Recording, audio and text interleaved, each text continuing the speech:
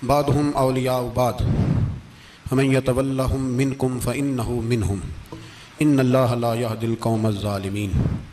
صدق اللہ العظیم وصدق رسولہ النبی الکریم۔ ان اللہ وملائکتہ یصلون علی النبی یا ایہا الذین آمنوا صلوا علیہ وسلموا تسلیما۔ اللہم صلی علی سیدنا و مولانا محمد معدن الجود والکرم وآلہ وبارک وسلم۔ حمد و صلاۃ کے بعد سورۃ المائدہ چھٹا پارہ ہے، آیت نمبر 51۔ اللہ تبارک و تعالیٰ نے ارشاد فرمایا یا ایھا الذین آمنوا لا تتخذوا اليہود والنصارى اولیاء، اے ایمان والو یہودیوں اور عیسائیوں کو دوست نہ بناؤ۔ یہ مضمون قرآن پاک کی بہت ساری آیات میں، اس آیت کا انداز ذرا تھوڑا نرالا ہے۔ انہیں دوست نہ بناؤ، کیوں؟ اس لیے کہ بعضهم اولیاء بعض، وہ آپس میں ایک دوسرے کے دوست ہیں۔ تمہارے دوست وہ آپس میں ایک دوسرے کے دوست۔ قرآن پاک ہمارے ذہنوں پر بڑی ٹھنڈی بڑی خوبصورت دستک دیتا ہے۔ اے ایمان والو انہیں اپنا دوست نہ بناؤ، اس لیے کہ یہودی اور عیسائی آپس میں ایک دوسرے کے دوست ہیں۔ اتنا بھی کافی تھا، لیکن اللہ تبارک و تعالیٰ نے معیار ہی بدل دیا اور اتنا بڑا حکم ارشاد فرمایا۔ اس آیہ مقدسہ نے ہر چیز کو اپنے دامن میں سمیٹ کے رکھ دیا۔ یہودی اور عیسائی کو اپنا دوست نہ بناؤ، اس لیے کہ وہ آپس میں ایک دوسرے کے دوست ہیں۔ تو بات اتنی بھی کافی تھی، لیکن فرمایا اللہ تعالیٰ نے وَمَن يَتَوَلَّهُم مِّنكُم، جو تم میں سے انہیں اپنا دوست بنائے گا۔ تمہیں منع کر دیا ہے، ہم نے روک دیا ہے کہ دوست بنانا، اور اگر وَمَن يَتَوَلَّهُم مِّنكُم، جو تم میں سے، وَمَن يَتَوَلَّهُم مِّنكُم، جو بھی تم میں سے انہیں اپنا دوست بنائے گا فَإِنَّهُ مِنْهُمْ، تو وہ انہی میں سے ہے۔ تمہیں بتا دیا ہے کہ دوست یہودی اور عیسائی کو کبھی دوست بنانا، اور اگر بناؤ گے تو پھر تم، اور پھر جو قرآن مجید نے بات اس آیہ مقدسہ کو جو ختم فرمایا تو فرمایا ان اللہ لا یہدی القوم الظالمین، بے شک اللہ ظالموں کی قوم کو ہدایت نہیں دیتا۔ ظلم کرنے والوں کے نصیب میں ہدایت نہیں ہوتی۔ وہ ظلم کرتے رہتے ہیں اور انہیں سمجھایا جائے تو مانتے بھی نہیں، اس لیے کہ ہدایت ان کا نصیب نہیں ہوتی۔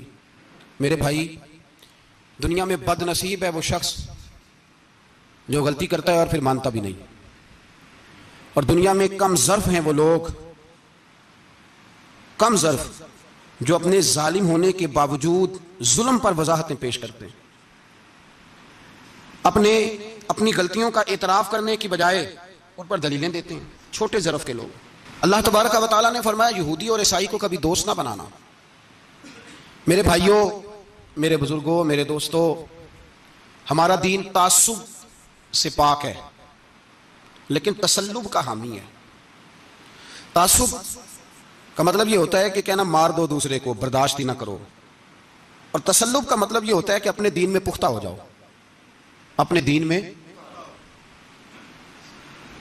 میں پکے ہو جاؤ۔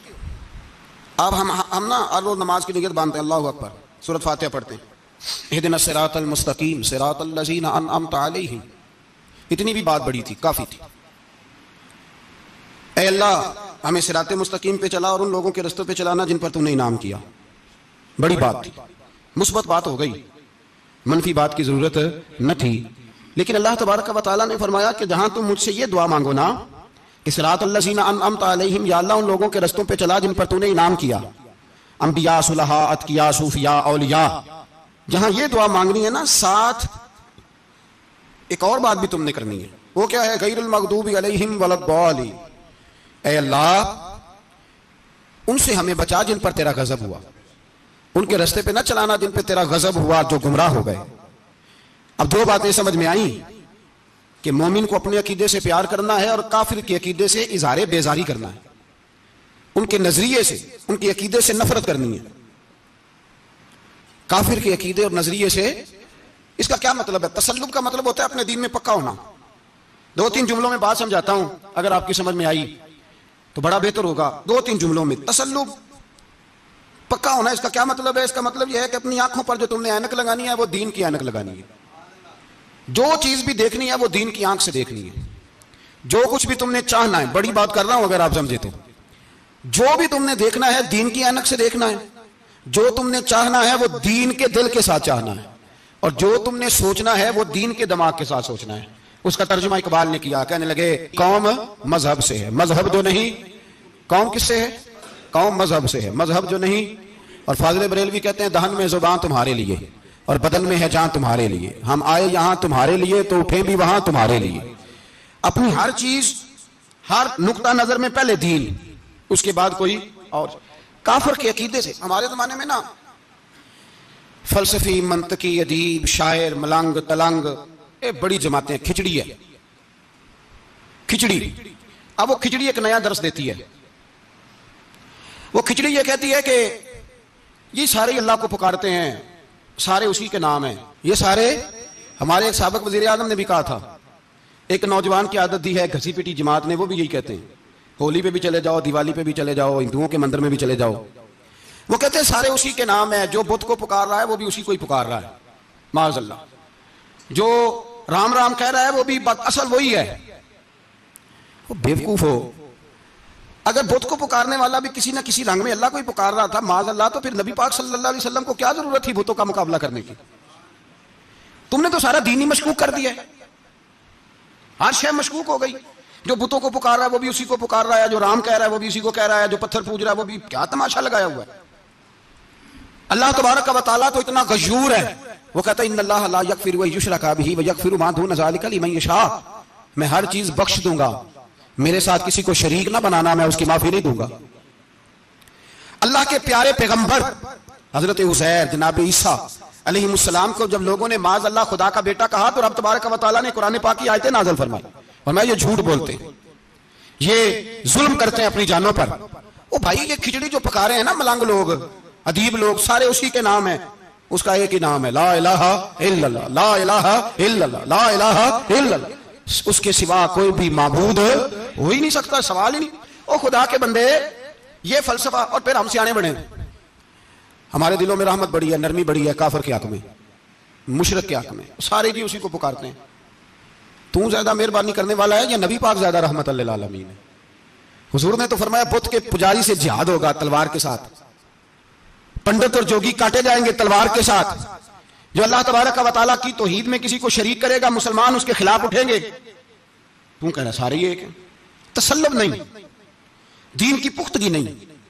ہمارے ہاں لوگ مسئلہ پوچھتے ہیں، پاکستان میں جو عیسائی رہتے ہیں نا وہ غریب ہیں، پاکستان میں جو عیسائی رہتے ہیں نا وہ، اور جو امریکہ میں رہتے ہیں، پاکستان کے اندر جو لوگ ہیں نا وہ مسئلہ پوچھتے ہیں، کہتے ہیں جی سانیوں کے ساتھ کھانا پینا جائز ہے؟ میں نے کہا امریکہ میں جب رہتے ہو تب کیوں نہیں پوچھتے؟ یہاں تم مسئلہ پوچھتے ہو، پوچھتے ہیں نا لوگ عیسائیوں کے ساتھ کھانا پینا جائز ہے کہ ناجائز، اور وہاں جب تمہیں ضرورت ہوتی ہے پاسپورٹ کی تو عیسائی بی بی سے نکاح کر لیتے ہو۔ اور پوچھو نا اپنے ملک کے سیاست دانوں سے، پوچھو ان سے کہ تمہارے بچے جو جا کے وہاں روٹیاں کھاتے ہیں تو کون سے ہوٹل ہیں جہاں بالکل جائز تمہارے لیے علیحدہ سے پکتا ہے؟ وہ جو تم نے وہاں رشتہ داریاں کی ہوئی ہیں، تمہارے بچے وہاں رہ رہے ہیں تو وہاں مسئلے نہیں یاد؟ اگر ایک غریب نالی صاف کرنے والا عیسائی آئے تو اس کے بارے میں فتویٰ ہے کہ اس کے ساتھ روٹی نہیں کھانی، اور ٹرمپ آ جائے تو پھر کوئی مولوی مسئلہ نہیں پوچھتا کہ اس کے ساتھ کھانا جائز ہے کہ ناجائز ہے۔ ہمارا وہ جو کفر کے معاملے میں اظہار بیزاری تھا، نفرت کافر کے عقیدے سے، ہم کبھی نہیں کہتے کہ عیسائیوں کے مندروں کو آگ لگا دو۔ کبھی جلوس لے کے گئے ہیں کہ مندر گرانا ہے؟ بولے ان کا گرجا کبھی گرایا ہے؟ ہندو کا مندر، مرزئی کی عبادت گاہ، اقلیت قرار دے دیا، ٹھیک ہے، جہاں عیسائی علیحدہ سے اپنا کام کر رہے ہیں تم بھی کرو، لیکن ہم ان کے عقیدے کے کبھی بھی حامی نہیں ہو سکتے۔ اگر کہیں کہ عیسائی بھی صحیح کہہ رہا ہے، حضرت مریم کو اللہ کی بیوی کہہ رہا ہے، جناب عیسیٰ کو اللہ کا بیٹا کہہ رہا ہے، اور تو کہے سارے اسی کے نام ہیں، تو یہ بات تیری درست ہے۔ اس لیے کہ ہم تو روز کہتے ہیں قل هو اللہ احد اللہ الصمد لم یلد ولم یولد، نہ کسی کا باپ ہے نہ کسی کا بیٹا ہے، ولم یکن لہ کفوا احد، اس کا تو کوئی ہمساری نہیں، اس جیسا دوسرا کوئی ہے ہی نہیں۔ تو بھائی جس عقیدے کا تو اعلان کر رہا ہے، جو آدمی تیرے عقیدے کے خلاف چل رہا ہے، اس کو تو نے صحیح کیسے کہہ دیا؟ یہ کیسے ہوگا؟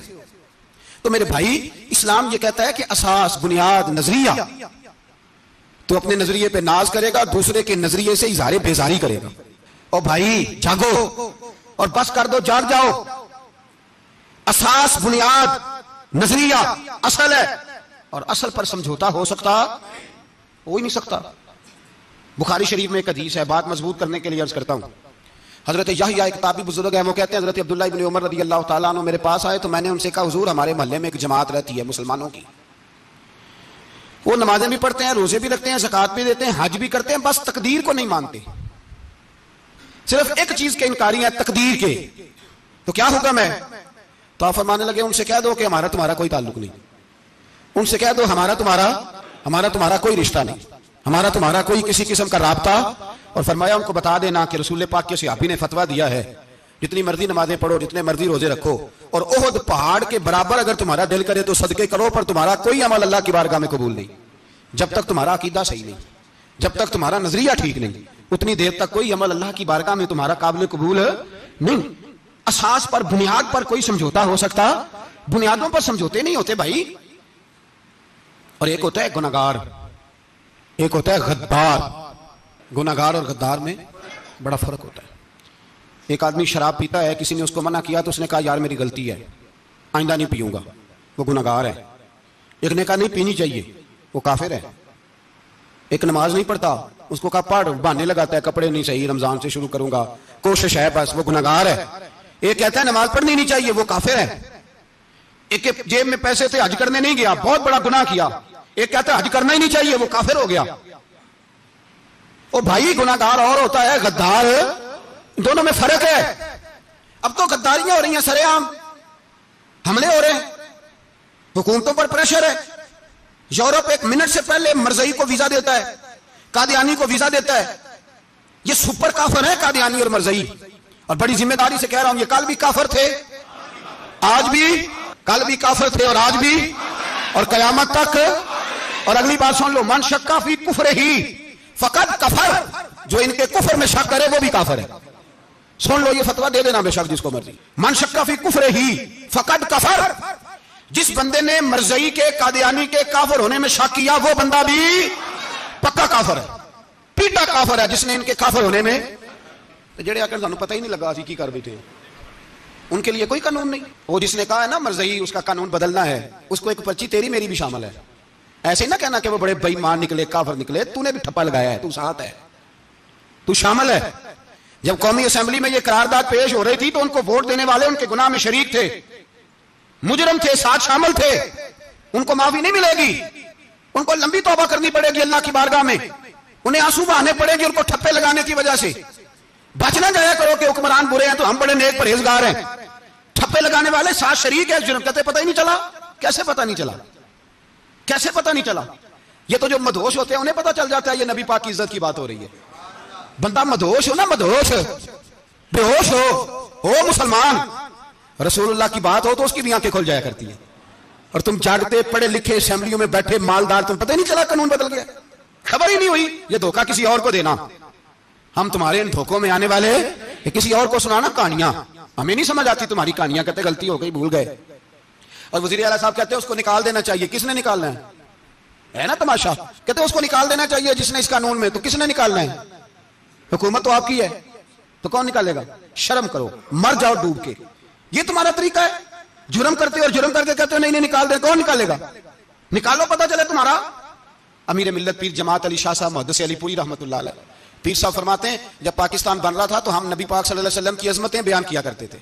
ہم کہتے تھے لوگوں پاکستان بنے گا تو اس میں نبی پاک کا نظام آئے گا، غریب امیر کا فرق مٹ جائے گا، اس میں کوئی برادری نہیں ہوگی، ایک برادری ہوگی جس کا نام مسلمان ہوگا. اس میں چھوٹا بڑا امیر غریب ایک ہی صف میں کھڑے ہو گئے، محمود و ایاز، نہ کوئی بندہ رہا نہ کوئی بندہ نواز. یہ پاکستان ہوگا. اور کہتے ہیں ہندو پنڈت تقریریں کرتے تھے او وہاں نبی پاک کا نظام نافذ ہوگا، معاذ اللہ ہاتھ کٹیں گے، گردنیں کٹیں گی، بڑا وہ معاذ اللہ مخالفت کرتے تھے. وہ کیا پتا تھا کہ بعد میں یہاں بھی سارے وہی تماشے ہوں گے جو وہ کہہ رہے ہیں. تو پیر صاحب کہتے ہیں کہ جگہ ہندوؤں کا جلسہ تھا، ہندوؤں کا پنڈت تقریر کر رہا تھا، وہاں سارے ہندو بیٹھے تھے. تو اس پنڈت نے نا تقریر کرتے کرتے نبی پاک کی شان میں کوئی بے ادبی کر دی معاذ اللہ، کیونکہ سارے ہندو تھے، کوئی مسلمان نہیں تھا.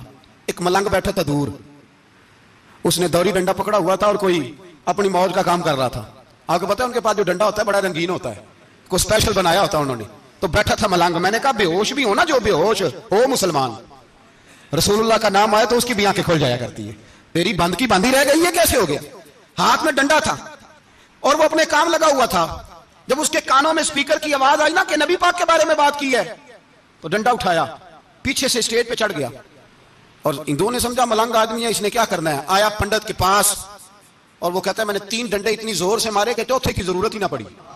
اتنی زور سے 3 ڈنڈے سر پہ مارے کہ چوتھے کی ضرورت ہے اس کی پھر آواز نہیں نکلی, مر گیا وہ. مجھے پکڑا جیل میں پھینک دیا. امیر ملت پیر جماعت علی شاہ صاحب کہتے ہیں میں امرتسر کی جیل میں ملنے گیا اور میں نے اس کے سامنے کھڑے ہو کے کہا, میں نے کہا بے لیا نہ تو نماز پڑھے نہ تو روزہ رکھے نہ تو مسجد آئے نہ تو کوئی اور کام کرے اور اتنا بڑا تو نے کام کیا, گستاخ مار دیا.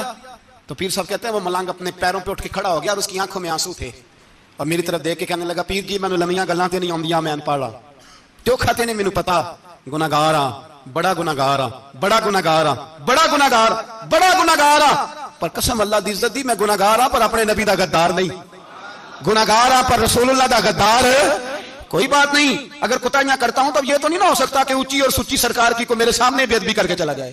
یہ تینوں پتہ ہی نہیں لگا, تو کہتا خبر ہی نہیں ہوئی کب ہو گیا پتہ ہی نہیں تھا. وضاحتیں دیتا پھرتا ہے اور کچھ مولوی ملا جو دھبا ہے دین کے نام پہ وہ وضاحتیں دیتے پھرتے ہیں, کہتے ہیں مناظرے کر لو شرم کرو. دین کے نام پر ووٹ مانگ کے اسمبلیوں میں جاتے ہو اور وہاں جا کے ان بھائی مانوں کی گودوں میں بیٹھ جاتے ہو, تمہیں حیا نہیں آتی.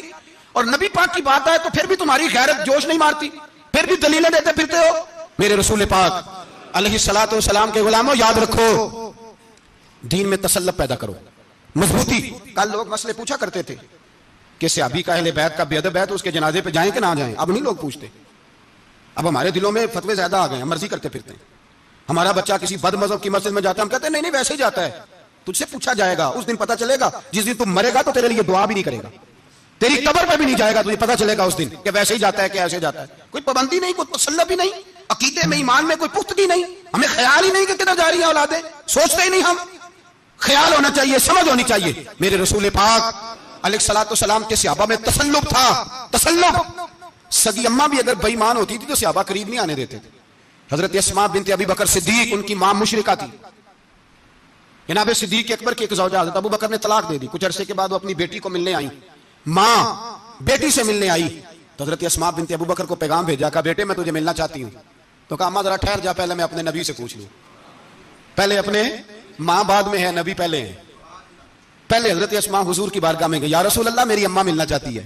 اور مشرکہ ہے, حکم کیا ہے؟ فرمایا تو ماں کی حیثیت سے مل سکتی ہے. انہوں نے تو سگے ماں باپ سے ناطے توڑ لیے, سگے رشتہ داروں سے, اور تو ان سے دوستیاں ختم نہیں کر سکتا, تیرا تعلق بھی نہیں. سارے اسی کو پکارتے ہیں, سارے ایک ہی ہیں.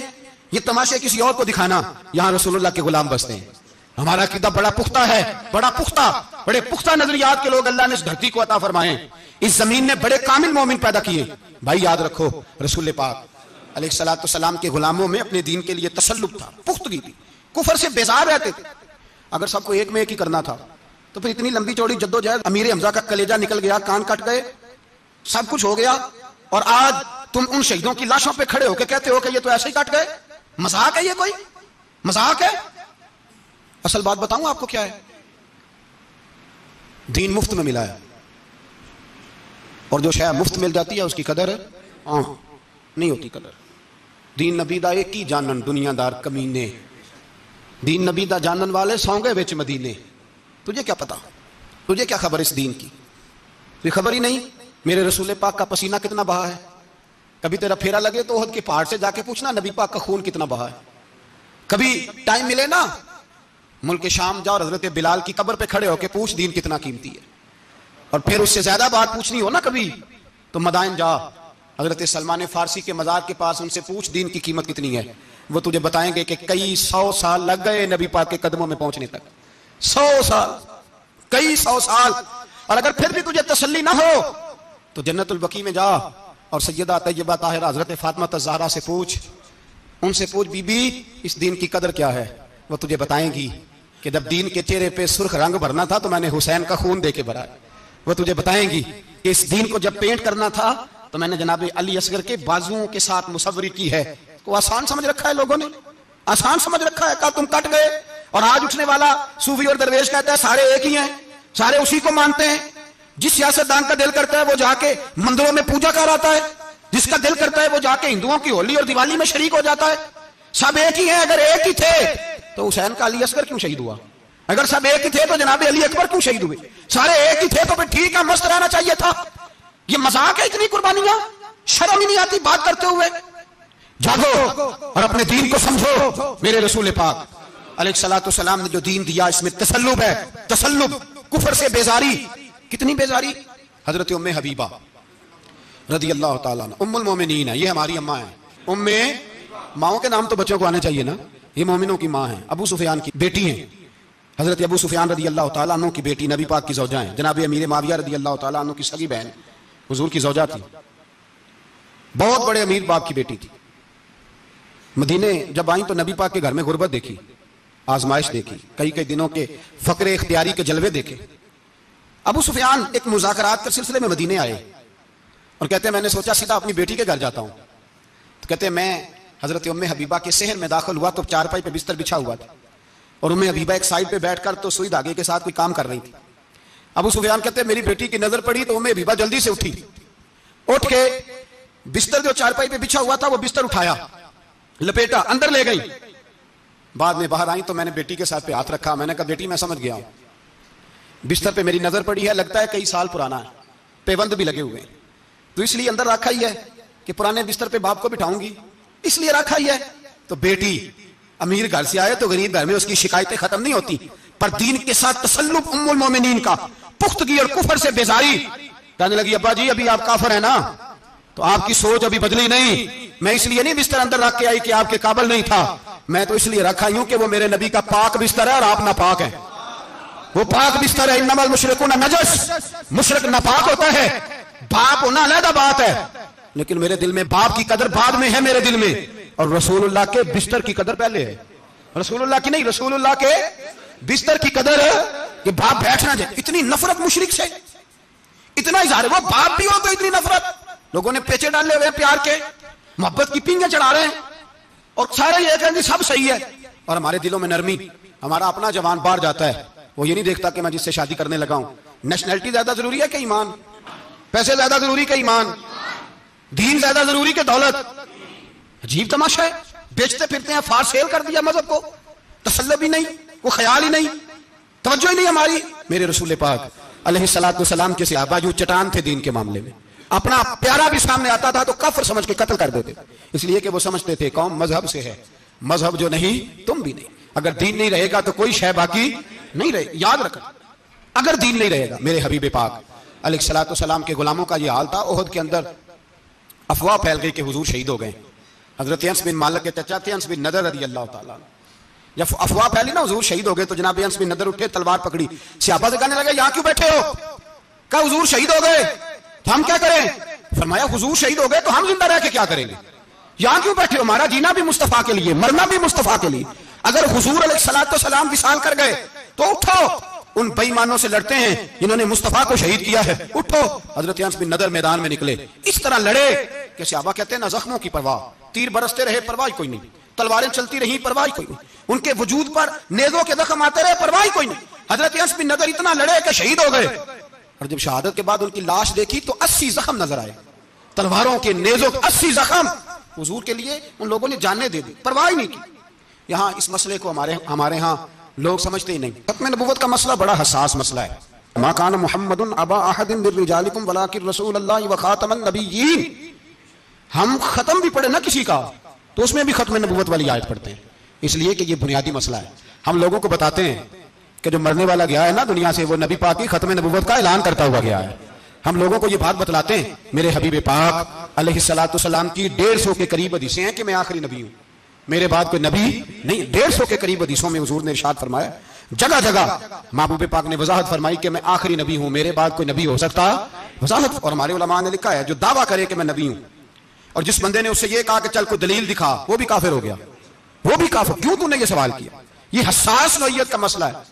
میرے رسول پاک علیہ السلام کے غلاموں نے ایک پیغام دیا ہے ہمیں، اس پیغام کو یاد رکھنا. حضرت سعد بن ربیع رضی اللہ تعالیٰ عنہ کو احد کے میدان میں اتنے زخم لگے کہ اٹھا نہیں جاتا تھا. نبی پاک صلی اللہ علیہ وسلم نے فرمایا جاؤ کو میرے سعد بن ربیع کا پتہ کرو وہ کہاں ہے. صحابہ آئے تو فرماتے ہیں جب ہم ان کے پاس پہنچے تو ان کی روح پرواز کر رہی تھی. آخری لفظ انہوں نے ادا کیے، کہنے لگے ادھر آؤ صحابہ، ادھر آؤ، میری وصیت سن لو. ہم قریب گئے، ہم نے کہا شاید بچوں کے بارے میں، اولاد کے بارے میں، گھر کے بارے میں کوئی وصیت کریں گے. تو حضرت سعد بن ربیع نے وصیت فرمائی، کہنے لگے جا کے نبی پاک کے غلاموں کو میرا پیغام دے دینا، جا کے امت مسلمہ کو میرا پیغام دے دینا کہ مسلمانوں اگر تم میں سے ایک بھی زندہ ہوا اور نبی پاک کی ناموس پر کوئی حرف آیا تو پھر اللہ کی بارگاہ میں تمہارا کوئی عذر قبول نہیں کیا جائے گا. یہ میدان احد میں سر سے لے کر پاؤں تک زخم لگے ہوئے ایک صحابی کا پیغام ہے امت مسلمہ کے نام. حضرت سعد بن ربیع رضی اللہ تعالیٰ عنہ فرمانے لگے میں مرتے وقت مسلمانوں کو پیغام دے کے جا رہا ہوں کہ اگر حضور کی عزت پر، ناموس پر، نبی پاک صلی اللہ علیہ وسلم کی ذات پر ذرا سا بھی حرف آیا اور مسلمان زندہ ہوئے، اور پھر اگر وہ سمجھیں کہ ہمیں اللہ کی بارگاہ سے معافی مل جائے گی، تو یاد رکھنا رب ہر بات معاف کرے گا، اس بات میں تمہیں اللہ معافی، اس میں تمہیں. یہ پیغام دیا سعد بن ربیع نے اور امت کو سمجھایا کہ ہر بات میں کمپرومائز کر لینا، رسول اللہ کی ذات کے بارے میں کمپرومائز نہ کرنا. جب سے مرزائیوں کو ان سپر کافروں کو اقلیت قرار دیا گیا ہے، اس کے بعد کسی مرزائی کی عبادت گاہ جلائی ہے مسلمانوں نے؟ بولے کبھی کسی مرزائی کے ساتھ مسلمانوں نے کوئی ظلم کیا ہے بعد میں؟ ٹھیک ہے اپنی عبادت کر رہے ہیں جس طرح بھی کر رہے ہیں، باقی اقلیتیں بھی رہ رہیں. کبھی دوبارہ علماء نے یہ تحریک چلائی ہے کہ انہیں پاکستان سے نکالو، یہ کیوں بستے ہیں جہاں اقلیت ہے تو رہنے دو. جی جو بے ایمان ہے، کافر ہے، اسے گھسیٹ کے دین میں کیوں لاتے ہو جب وہ آنا نہیں چاہ رہا؟ انہوں نے اس کانے بے ایمان کو نبی مانا ہوا ہے، وہ اس کو پیغمبر مانتے ہیں، کبھی ذلی نبی مانتے ہیں، کبھی بروزی نبی مانتے ہیں، پوری دنیا میں نیٹ ورک بنایا ہوا ہے، ہر جگہ ڈنڈورا پیٹتے پھرتے ہیں. وہ کہتے ہیں خاتم النبی جین کا معنی یہ ہے کہ نبی پاک تو مہرے لگانے آئے ہیں، بڑے نبی آ سکتے ہیں. ان کا عقیدہ یہ ہے کہ مرزا مستقل نبی نہیں تھا، وہ حضور کا سایہ بن کے آیا تھا. وہ معاذ اللہ جس نبی کا اللہ پاک نے ظاہری حیات میں سایہ نہیں بنایا، یہ کانا سایہ بنے گا نبی پاک کا؟ اس بے ایمان کو وہ اپنا پیشوا مانتے ہیں. چلو چھوڑو، جو کافر کو اپنا پیشوا مانے وہ بندہ صحیح ہوتا ہے. چلو نبی نام ہی مانے، پیشوا مانے، وہ صحیح ہوتا ہے. اتنے پکے بے ایمانوں اور کافروں کو تم لوگوں نے گنجائش دینے کے لیے صرف مغربی یہ جو بنانا چاہتے ہیں نا، یہ اپنے اوپر سے لیبل اتارنا چاہتے ہیں کہ نہیں جی نہیں ہم تو سب کو لے کے، وہ تو کئی دفعہ کہہ چکے ہیں جی سارے اسی کو پکارتے ہیں. نہ سارے اسی کو نہیں پکارتے، اس کو اگر صحیح پکارتے ہیں تو مسلمان پکارتے ہیں، باقی اس کو صحیح پکارتے کہ جھوٹ بولتے ہیں، ملاوٹ کرتے ہیں، شرک کرتے ہیں، کفر کرتے ہیں. اور اللہ کی بارگاہ میں کفر و شرک کی کوئی معافی. یہ دنیا کو بتانا چاہتے ہیں نہیں جی نہیں ہم بڑے نرم ہیں، ہم بڑے ایسے ہیں. ہم کوئی نرم نہیں، کوئی نرم نہیں. ہم نرم ہیں رحماء بینہم. لیکن اگر عقیدوں کو چھیڑو گے، رسول اللہ کی عزت اور ناموس اور ختم نبوت کو چھیڑو گے، تو اقبال کہتے ہیں ہم بڑے نرم ہیں، اتنے نرم ہیں جیسے ریشم ہوتا ہے، وہ ہلکا ہے یاراں تو بریشم کی طرح نرم، اور رزم حق کو باطل ہو تو فولاد ہے مومن. پھر ہم نرم نہیں، پھر ہمارے اندر بڑی سختی ہے، بڑی سختی. حضرت ابوبکر صدیق سب سے زیادہ نرم تھے، پر ختم نبوت کا معاملہ آیا تو سب سے زیادہ سخت حضرت ابوبکر صدیق ثابت ہوئے. سب سے زیادہ ہم بڑے سخت ہیں، بڑے سخت. چیک نہ کیا کرو مسلمانوں کے ایمان کو، ٹٹولا نہ کرو. میری آپ سے بھی اپیل ہے کہ ایسے ہی کوئی بندہ اگر آپ کے گھر آ جائے نا اور آ کے کہے میں فلان صاحب ہوں، تو روب میں نہ آیا کرو. اس سے پہلے پوچھا کرو یوں تو سید بھی ہو، مرزا بھی ہو، افغان بھی ہو، تم سبھی کچھ ہو، بتاؤ کہ مسلمان بھی ہو. بس کر دیں، اب بس کر دیں. ان لوگوں کے ہاتھ مضبوط کر دیں جو ہاتھ بڑھاتے ہیں تو نبی پاک کی ختم نبوت پہ ہی ڈال لیتے. ان کے ہاتھ مضبوط کرنے بند کرو، بند کرو ان ظالموں کے ہاتھ مضبوط کرنے. حضور آخری نبی ہیں، بولیے نبی پاک، سارے بولیے حضور. حضور کے بعد جو کسی اور کو نبی مانے وہ کل بھی کافر تھا، آج بھی، قیامت تک. وہ جو اس کے کفر میں شک کرے وہ بھی، جو مرزائی قادیانی کے کفر میں شک کرے وہ بھی کافر ہے. مر جائے تو مسلمانوں کے اس قبرستان میں اس کا دفن ہونا جائز ہے، مسلمان کا اس کے لیے تعزیت کرنا جائز ہے، مسلمان کا اس کے دل اس کے حق میں نرمی پیدا کرنا جائز ہے. نہیں، مسلمان کا اس شخص کے بارے میں کسی قسم کی گنجائش دینا جائز ہے. کل بھی کافر تھے، آج بھی کافر ہے، قیامت تک کافر رہیں گے. مسلمان وہ رہے گا جو کہے گا کہ نبی کی ہر شان کو ہم مانتے ہیں، حضور خاتم النبیین ہے، زبان سے اقرار کرتے ہیں اور دل سے اس پر ایمان لاتے ہیں، وہ بندہ مسلمان رہے گا. ہم حکومتوں کو سمجھاتے ہیں اپنی قبریں خراب نہ کرو، اپنی آخرت تباہ نہ کرو. نہ بس تھوڑا سا وقت ہے، تمہارے باپ دادا مر گئے، ان کا نام بھی کوئی نہیں لیتا، تم بھی دنیا سے جاؤ گے. خدا را ہم تمہیں سمجھاتے ہیں، ہم درد مندانہ اپیل کرتے ہیں، اپنی آخرت بچاؤ. یہ اسمبلیاں چند روزہ، یہ حکومتیں چند روزہ. ادھر جا کے دیکھ لو شدرے میں وقت کا بادشاہ لیٹا ہے، لیکن کوئی نہیں جاتا. بادشاہ تھا، اٹھتا تھا تو دنیا اٹھتی تھی، بیٹھتا تھا تو دنیا بیٹھ جاتی تھی. آج ہمارے بہت سارے نوجوانوں کو پتہ نہیں کہ اس کسی بادشاہ کی قبر بھی ہے، بہت بڑا مقبرہ بنا، بڑی سیرگاہ بنی ہے، پر کوئی جاتا نہیں. چند قدم راوی کراس کر کے دیکھ لو داتا علی اجمیری لیٹے ہوئے. ایک دن کے لیے بھی چھوٹی سی اسمبلی کے ممبر بھی نہیں بنے. میراں نہ امیراں دے، دیوے بلدے نہیں صدا فقیراں دے. نہ وہ والی حکومت کرو جس کے بعد تمہاری فاتحہ بھی کوئی نہ پڑے. اور جا کے دیکھ لے داتا صاحب کی قبر کے چاروں جانب پھٹیاں لگی ہوئی ہیں، سارا دن ساری رات اللہ کا قرآن پڑھا جاتا ہے، دن رات وہاں درود پڑھے جاتے ہیں، ان کو اصالہ ثواب کیا جاتا ہے. یہ والی زندگی جی، واپس آ جا.